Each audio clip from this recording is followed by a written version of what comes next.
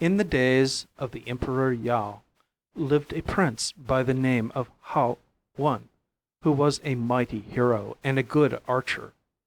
Once 10 suns rose together in the sky and shone so brightly and burned so fiercely that the people on earth could not endure them.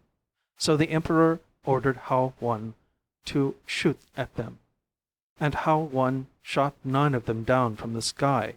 Besides his bow, Hao Wan also had a horse which ran so swiftly that even the wind could not catch up with it. He mounted it to go a-hunting, and the horse ran away and could not be stopped. So Hao Wan came to Kunlun Mountain and met the Queen Mother of the Jasper Sea, and she gave him the herb of immortality. He took it home with him and hid it in his room. But his wife, who was named Shang-O, once ate some of it on the sly when he was not at home, and she immediately floated up to the clouds. When she reached the moon, she ran into the castle there, and has lived there ever since as the Lady of the Moon.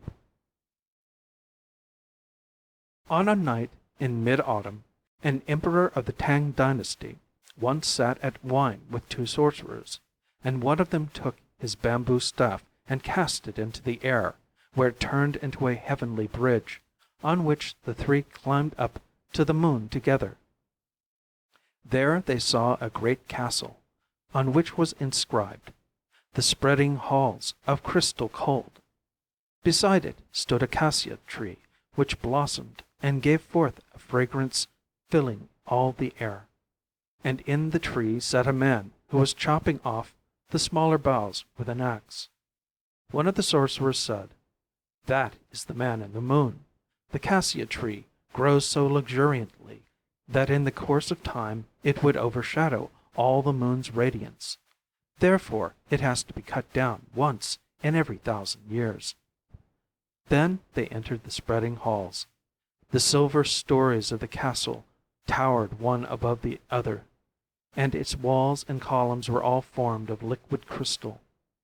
In the walls were cages and ponds where fishes and birds moved as though alive. The whole moon world seemed made of glass. While they were still looking about them on all sides, the Lady of the Moon stepped up to them, clad in a white mantle and a rainbow-colored gown. She smiled and said to the emperor, "You are a prince of the mundane world of dust. Great is your fortune, since you have been able to find your way here." And she called for her attendants, who came flying up on white birds, and sang and danced beneath the cassia tree. A pure, clear music floated through the air. Beside the tree stood a mortar made of white marble, in which a jasper rabbit ground up herbs. That was the dark half of the moon. When the dance had ended, the emperor returned to earth again with the sorcerers, and he had the songs which he had heard on the moon written down and sung to the accompaniment of flutes of jasper in his pear tree garden.